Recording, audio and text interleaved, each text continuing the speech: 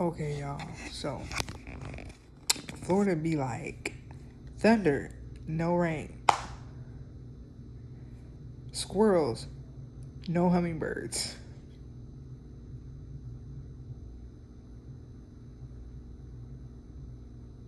People, no clothes. This humidity. I'm actually kind of used to the humidity now.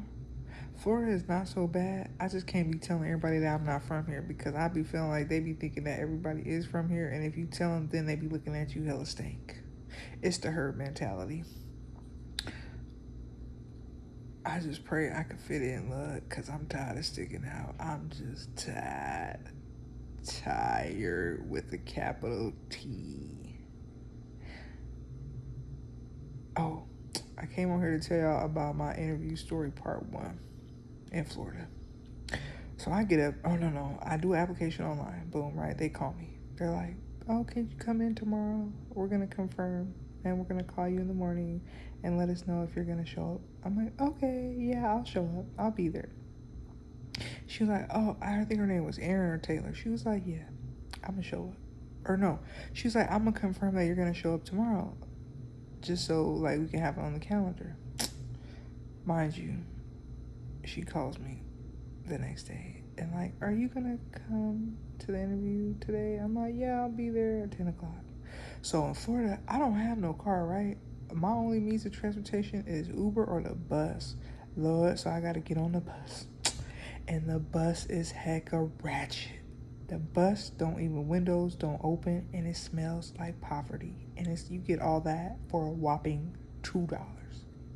So I get on the bus. I overhear this older black guy. I think he was a vet though. He was like, what did he say? He said, I'm so glad, Lord, I get my Social Security so I can pay these bills. I said, Jesus, take the wheel and these bills, because we tired. He said, amen. I said, yes, sir, amen.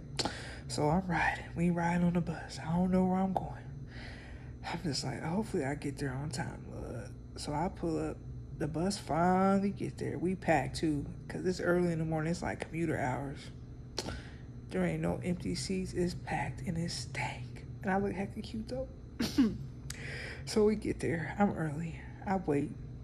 I go in the bathroom and I had to see My Fire and Desire by Tina Marie. And what's his name? Rick James. So I'm in the bathroom belting out my ballads like, was like fire and desire in the bathroom, right? And all of a sudden I hear a knock at the door and they're like, are you done, ma'am? Because the inspector needs to come and check the bathroom, and he can't do that because there's a woman in the bathroom. I'm like, oh yeah, I'm done. I was in there just killing time. So have you ever sung in the bathroom? The acoustics is fire. It will have anybody sounding like they is MC, right? So I come out of there and I go upstairs. I find the building. It's like some insurance sales job. I go in there. I'm like, excuse me, because there was a older gentleman, and he was in there teaching a class, right? So I come up, and I look at the door, and he's like, can I help you? I said, yes. He said, are you here with DoorDash? I'm like, no, I'm here for an interview. He was like, oh. So then I go in the room, sit down, wait for him to come. We chit chat. He gonna ask me, did I bring any copies of my resume? But mind you, while I was sitting in there was hella resumes just left on the table, like they never collected them. They was just thrown all around. But he gonna ask me for mine? I said, did. So we do the interview. We chit chatting. I don't even know what happened. I just kind of knew I was gonna get the job. He said somebody was gonna call me. They ain't never called me or nothing. I didn't hear nothing. Me and him was chit-chatting about, he said he played golf and he was on his way to Pebble Beach in California. And I said, you know what? I ain't never been there. I need to go there too.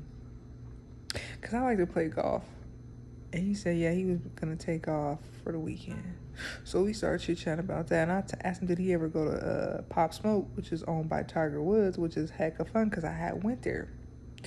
Mind you, we wasn't even chit-chatting about the interview or the job. I probably knew I wasn't even going to get the job, which I wasn't really tripping because it kind of looked like a slave. It looked like a slave house anyway. It just looked like they was all slaves and they was stinking, and the smell in there smelled like old mildew. I don't know what it is about Florida. It just got this wet, mildewy, like wet dog slash mildew smell. I don't know. Maybe because all the humidity, it just be stinking. And I was kind of glad I didn't get a job there. I was like, cool. But then I felt like I did kind of waste my time because I was like, did I kind of took the bus? At least I didn't take the Uber there. I took the bus, though. So I couldn't even really be mad.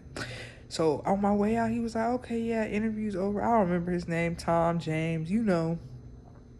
He was like, oh, well, this is going to conclude the interview. You know, have a good weekend. We'll reach out in a couple of days. I said, oh, okay, yeah, I'll reach out. Or, yeah, okay, I'll wait.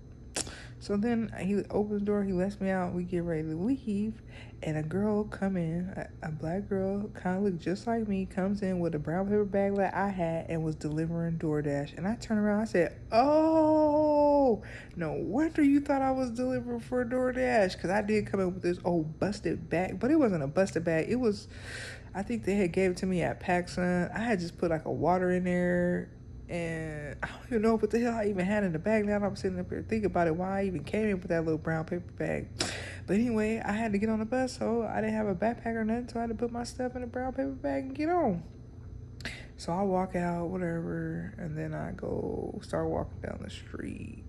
And that basically concluded my interview, and I did not get that job. So that was interview number 1 in Florida. They not messing with me. It's hard. Interviews suck. So yeah, that was the first interview, and then I'll have to do a part 2 because this video is so long. I feel like I'm so winded and I gotta take a breath. But yes, cliffhanger, interview number 2 didn't go well either. Lord help me.